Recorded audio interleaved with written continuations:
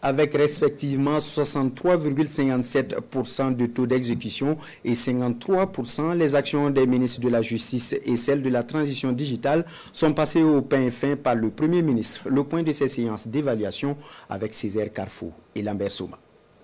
Sur les 36 produits qui lui ont été assignés, 11 ont été réalisés à 100%, 12 affichent un taux d'exécution compris entre 50 et 95%, tandis que 13 présentent un taux inférieur à 50%. De façon globale, le secteur de la justice enregistre un taux de réalisation de 63,57%.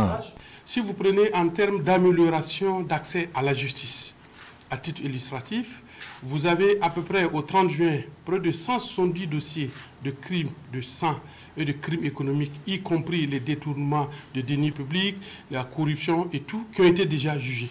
Vous avez environ 8195 dossiers, vous l'avez suivi, qui sont sortis des tiroirs dans le cadre de l'opération casier vide sur une prévision annuelle de 4000 prévus. Donc déjà au 30 juin, l'objectif était atteint à plus de 200%.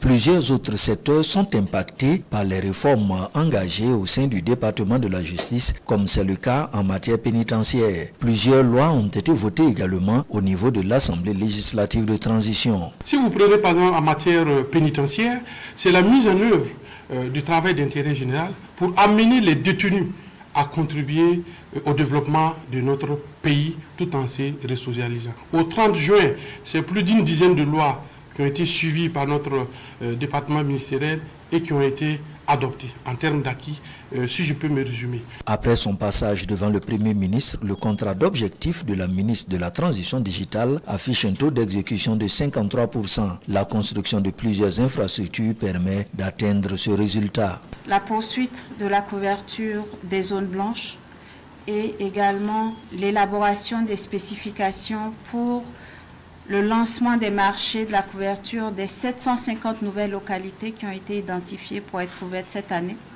C'est également 38 nouveaux bâtiments interconnectés au Résina et c'est aussi la poursuite de la construction des 2 mini-data centers où il y a des avancées significatives.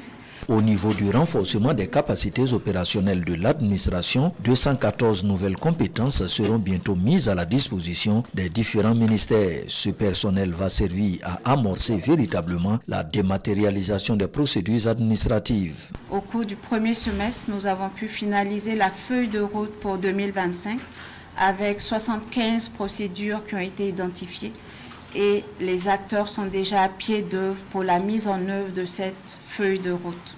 Au niveau également de la signature électronique qui était très attendue, nous pouvons dire qu'aujourd'hui la plateforme est prête et cette signature électronique a déjà été intégrée à 3 plateformes. Ces 3 plateformes sont le circuit intégré des missions internes, le circuit intégré des missions externes et le circuit intégré des courriers.